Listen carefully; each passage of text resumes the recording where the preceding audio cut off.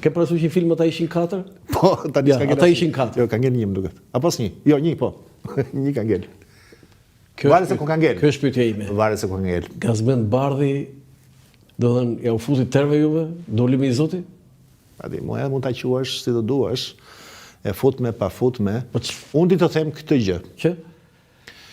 Mbas 21-shit, atëherë kur edhe Sali Berisha u shpall non grata dhe Lulzim Basha mori atë vendim për ta distancuar, po përdor këtë term, për ta distancuar, për Partinë Demokratike e shtroi një çështje ekzistenciale. Do të ishte një parti e cila me dhimbje do të shndërrohej në një parti vërtet demokratike dhe shpresë për të marrë pushtetin. Për ditën e sotme, Land. Për ditën e sotme, të gjitha ato përplasje, vendime të forta merreshin për të ardhur ke dita e sotme. Pra kjo ishte njëra alternativë. Alternativa tjetër do të ishte të shkonte mbas rreshtit, mbas kurrizit të Sali Berishës për të mbrojtur ai hallin e vet personal. Ata ishin 4, ishin bashkë. Jo vetëm ishin bashkë, po ishin me një mendje. Një mendje. Po sigurisht. Po çfarë ndodhi me Gazmend Bardhin? Do ta pyesësh. Po ja do ta pyes. Tani këtu lutem, këtu mos më lëviz këtu. Tani ai ishte sekretari i përgjithshëm. Po. Tani është numri 2, jo sekretari i përgjithshëm, po kryetar grupi parlamentar. Po.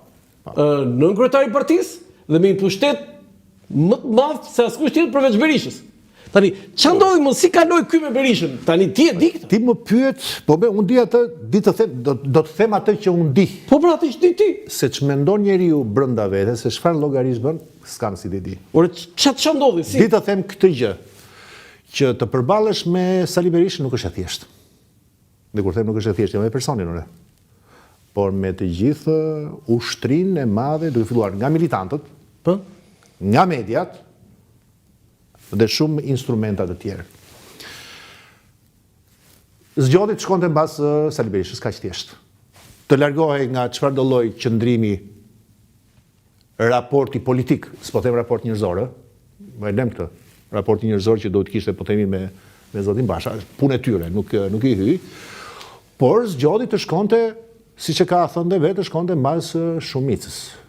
Por në fakt në politik, sidomos edhe për një njerëz të ri, këto arsyetimet e vjetra mbas shumicës, në fakt më duket e ka thënë edhe zoti Saliani, mbas shumicës, nuk do duhet i bëj, do të shkojë mbas së drejtës.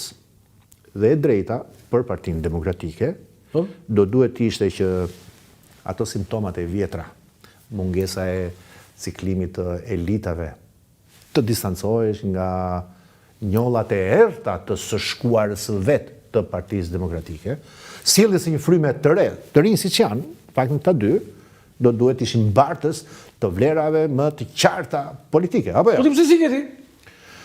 Se unë i bëra ballë Sali Berishës. Jo, të gjithë dim që jo të gjithë ore, ka një detaj në një gjë që ore si vajti Gazmend Bardhi te nuk e di. Ta them dot edhe nuk më intereson me thënë të drejtën. Unë di të them se çfarë kam bërë unë.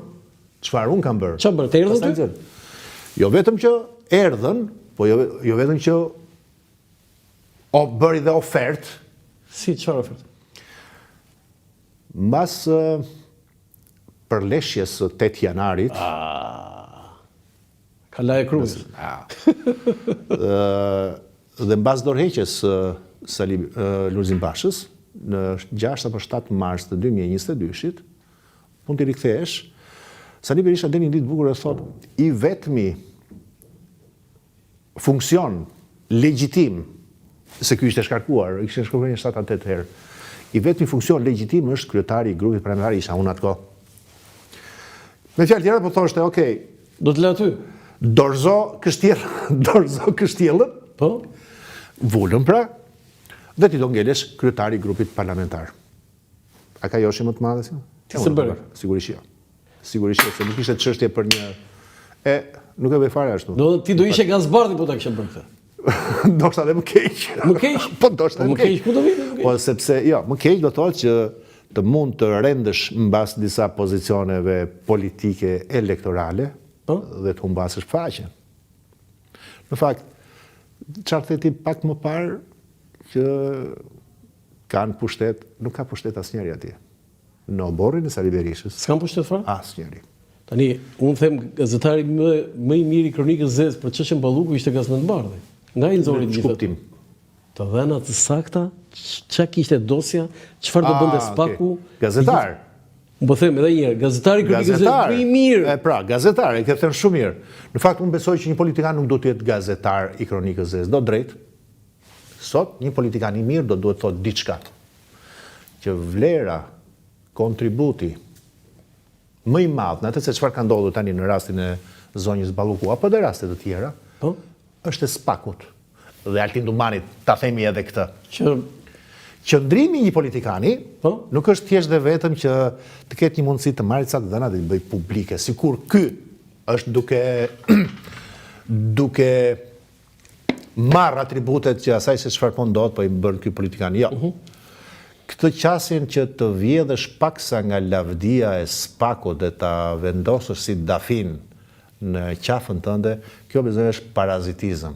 A di çfarë do të bëjë një politikan Po? i mirë, i fortë, i ri, me parime, të thotë, bravo Spakut, bravo Altin Dumanit, apo atyre prokurorëve tjera, apo atyre gjyqtarëve, dhe nuk shkon të protestoj para Spakut, kur kryetari i partisë vetë ka hallë me Spakun, që nuk nxjerr zë, apo bashkjeton, rri në një sallë me kryetarin e partisë, kur ai shan, godet dhe quan Spakun organizatë kriminale. Qa njeriu je ti? Në të njëjtën sallë, ti del dhe thua Spaku ka bërë këtë e këtë e këtë kundër Ramës, Ballokut, Beqajt, Ametajt e me radhë. dhe pastaj Spaku Dhe po në të njëjtën sallë ti dëgjon kryetarin e partisë që thot Altin Troplini, organizat kriminale, Irena me 7 emra, një emra. kryetari i bandës. Tani je i dyzuar? Kush? Pra, ai njeriu që rri atje. Qa njeriu je? Jo, ajo Qa karakterik? ajo është një logjik që s'ka lidhje. Dhe kjo qasje e kanë të gjithë ata që rrinë aty, kjo oborri i Sali Berishës. Sepse rrinë e presin aty mëshirën e Sali Berishës. Për mëshirën e Sali Berishës, unë ka qenë asnjëherë. Tani një gjë nuk kam kuptuar, zoti Ali Bey. Po përpiqem ta shpjegoj për si ke harxuar kohë ti me Lulzim Bashën. Se me Sali Berishën ishe drejtor antikorrupsioni, ishe ministër, se edhe